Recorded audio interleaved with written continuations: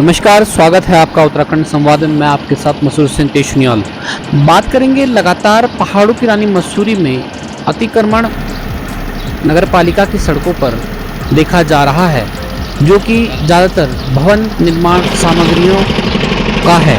आपको बताते चलें कि पहाड़ों की रानी मसूरी में वैसे ही पार्किंग की व्यवस्था कम है, रोड बहुत संकरी है, किंतु उसके पश्चात भी लगातार सड़कों पर ईंट, रेता, बजरी इत्यादि मटेरियल पड़ा रहता है, जिसको सही करने में नगर पालिका प्रशासन लगातार नाकामयाब रहा है।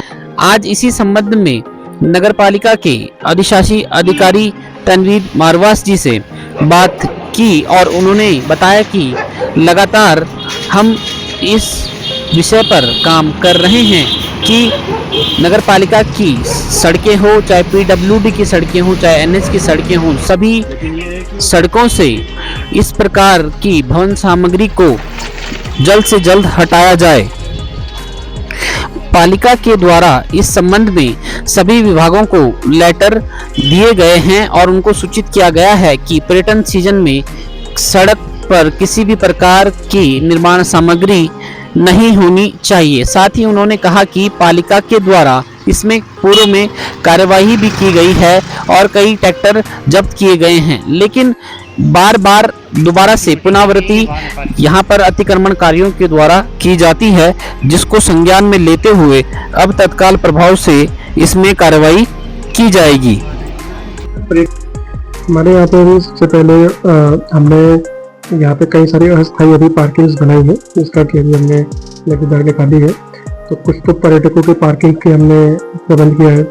दूसरा फिर हमने यहाँ पे सफाई के लिए जो हमारे माननीय बोर्ड द्वारा भी पास किया गया था, लगभग हमने 35-40 कर्मचारी जो नाला सफाई, ये जो घास कटाई वगैरह में हमने गैंग टाइप बनाया है।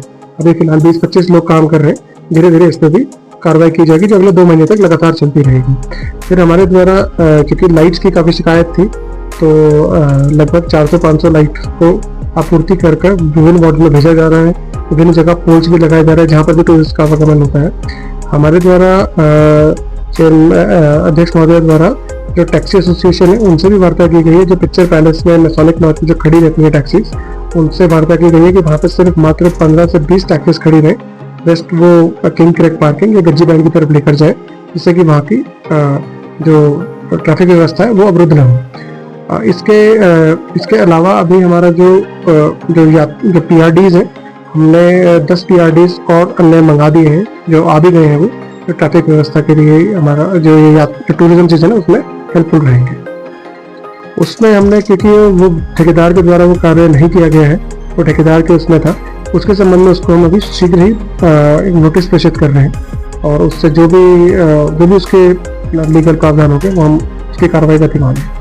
जिलाधिकारी महोदय द्वारा विगत माह फरवरी और मार्च में शटल सेवा सर्विस और यहाँ के ट्रैफिक संचालन हेतु विभिन्न आदेश और SOP जारी की गई थी, जिसके क्रम में उनके द्वारा शीघ्र ही यहाँ पे सरफेस पार्किंग और जो विभिन्न जो अस्थायी पार्किंग है उनको तत्काल प्रभाव से संचालित करने हेतु निर्देशित किया गया था।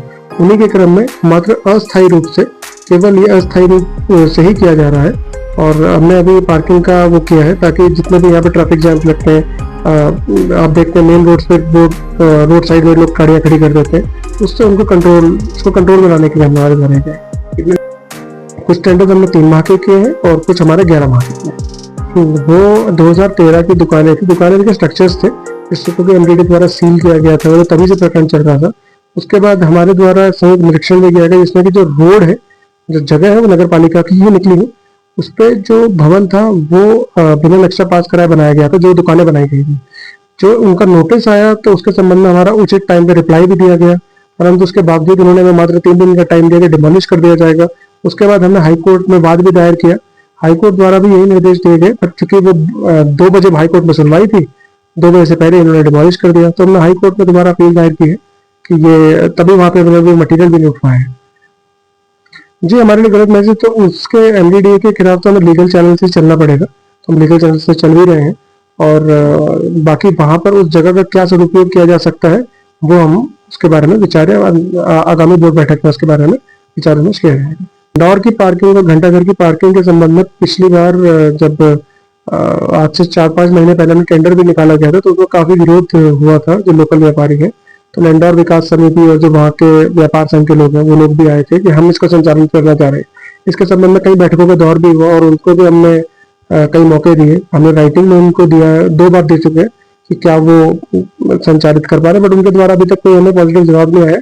तो अभी हम इसको उन दोनों को भी पालिका द्वारा दोबारा ही टेंडर किया जाएगा। सामग्री के लिए हम जिनकी एनएच को पीडब्ल्यूडी से पत्राचार किया जाएगा और हमारे द्वारा जो हमारे कॉन्ट्रैक्टर्स वगैरह उठा सकते हैं, हमने अपने कॉन्ट्रैक्टर्स को तो कर ही दिया है कि जहाँ पर भी हमारा काम चल रहा है वहां पर वो न करें। और हम एक दिशा निर्देश जारी कर देते हैं कि जुलाई अगस्त तक यहाँ पे कोई निर्माण कार्य अभी ना किया, जब तक के सीजन है तब तक के ना किया जाए, जो पुराने बायलॉज उसका होना देते के लिए हमने उसकी निविदा आमंत्रित की जाएगी, जिसके संबंध में बोर्ड ने भी अनुमति दे रखी है और दोबारा दी है। टाउन हॉल तो शीघ्र विद इन अ वीक मिल जाएगा क्योंकि टाउन हॉल की सहमति हो चुकी है। एमडीडी के अधिकारियों के साथ हमारी 19 मई को बैठक हुई थी। इसके संबंध में हमारी शर्तें वगैरह बनके एक एग्रीमेंट किया जाएगा और वो हमारे को within a week hand over हो जाएगा।